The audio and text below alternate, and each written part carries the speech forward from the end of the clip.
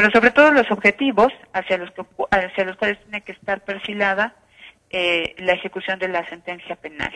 ¿no? Que no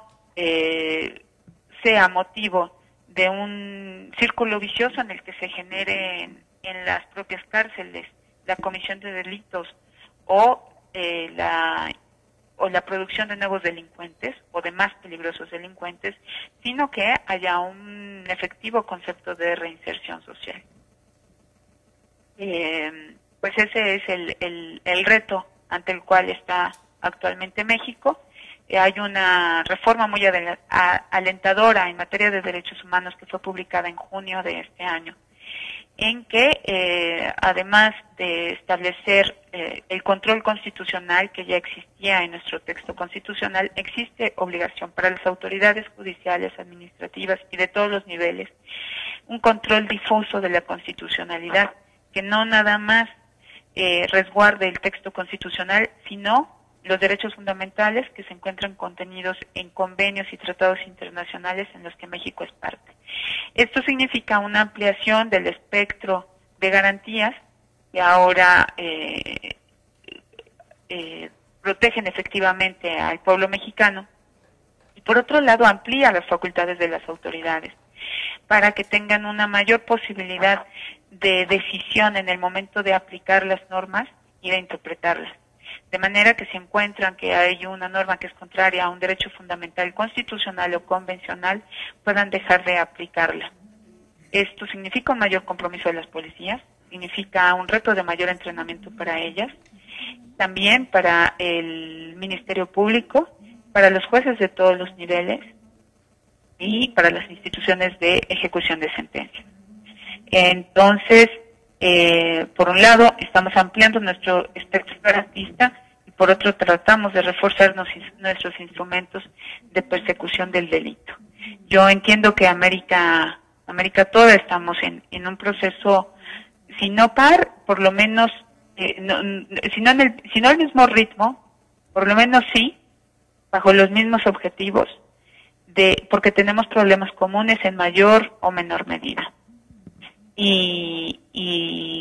pues la experiencia mexicana no ha tenido, si bien no es alentadora, pues es una experiencia que trata de ir hacia objetivos mayores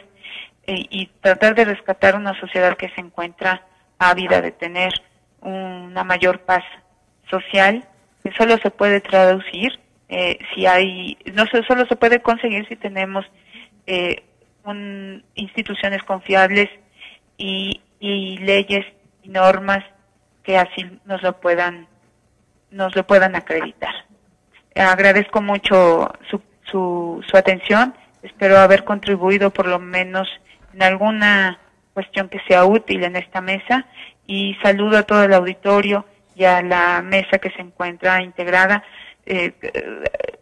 sintiéndome absolutamente honrada por tener esta oportunidad de compartir con ustedes su tiempo desde tan lejanas tierras. Buenas noches. Agradeciendo a la doctora Zoraida García de México por su disertación y también la problemática que está planteando México. En esta oportunidad pues, bajamos ahora a la parte del sur. Está con nosotros el doctor Rafael Ramírez Restrepo de Colombia. Él es profesor de la Universidad de la Cooperativa en Colombia, profesor de la Escuela de Defensoría Pública en Colombia, defensor público tiene 12 años de experiencia y conferencista internacional en sistema acusatorio oral. Con nosotros el doctor Ramírez Restrepo.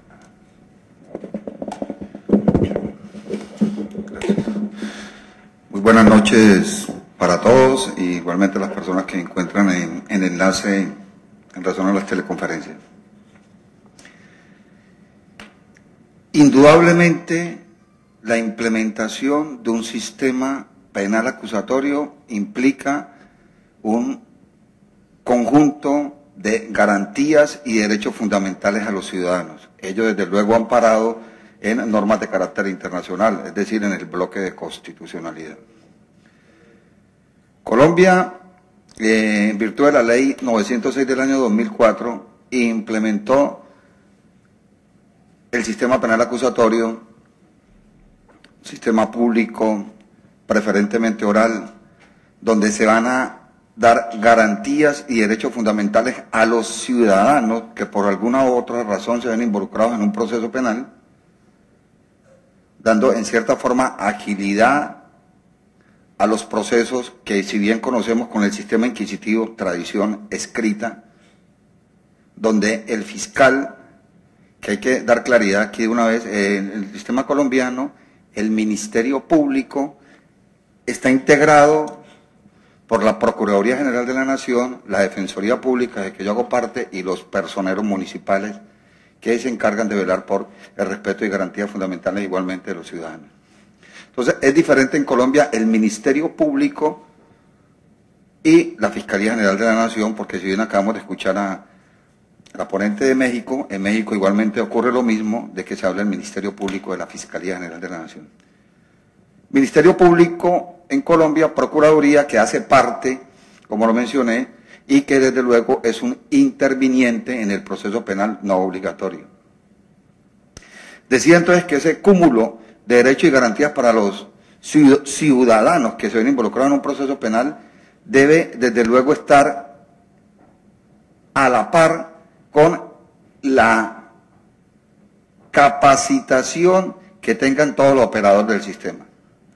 En Colombia, órganos de investigación existen: SIGIN, DIGIN, el DAS, el Cuerpo Técnico de Investigación de la Fiscalía. Igualmente la Defensa Pública tiene órganos de investigación penal que no lo tiene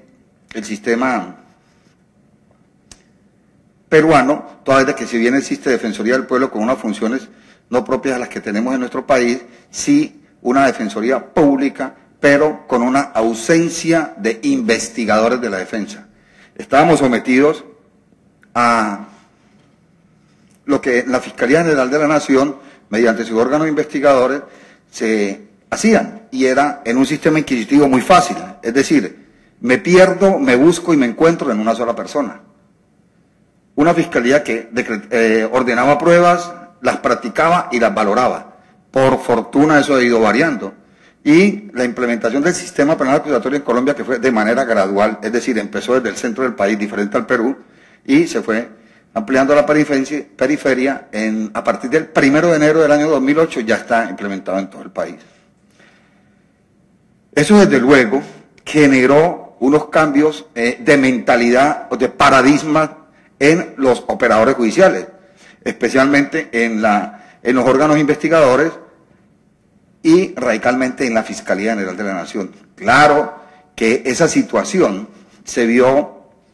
en cierta forma atacada por el Ejecutivo, bien sabemos la división de poderes que planteaba Montesquieu, y en razón a ello, al presentarse ese respeto de derechos y garantías fundamentales, donde la libertad era la norma, es la norma, y excepcionalmente se puede limitar de la libertad a un ciudadano, generó ciertas controversias en los órganos ejecutivos, especialmente en los ministros, y debo decirlo una vez, el ministro del anterior gobierno, el doctor Fabio Valencia Cosio, quien en razón a las libertades que se presentaban, que los jueces y magistrados otorgaban libertades a los ciudadanos por no cumplimiento ¿de quién? De los operadores judiciales, especialmente de los órganos de investigación y la Fiscalía, generaban investigaciones disciplinarias a esos operadores. Pero ¿cuál es la esencia fundamental? La formación que se debe tener y cambiar ese paradigma de que cierta forma con el sistema inquisitivo se iba pregonando, y lo traíamos desde Italia, con el derecho penal del enemigo. Muchos códigos, preferentemente en Colombia, en el año 1936 y siguiente, de acuerdo a la época del auge de los grandes tratatistas italianos, y muchos de nuestros grandes operadores y representantes de la justicia estudiaron en Italia, entonces desde luego venían con esa concepción. El sistema como tal, acusatorio, pero a la colombiana, o mejor con olor a café, porque de todas formas no hay un sistema acusatorio puro que se pueda implementar, no tenemos jurados de conciencia, ciertas figuras, instituciones jurídicas como el principio de oportunidad no se adaptaba a la aplicación, que son propias de un sistema acusatorio, fueron generando algunos visos entre los operadores que ya venían, que se acostaron un día como funcionarios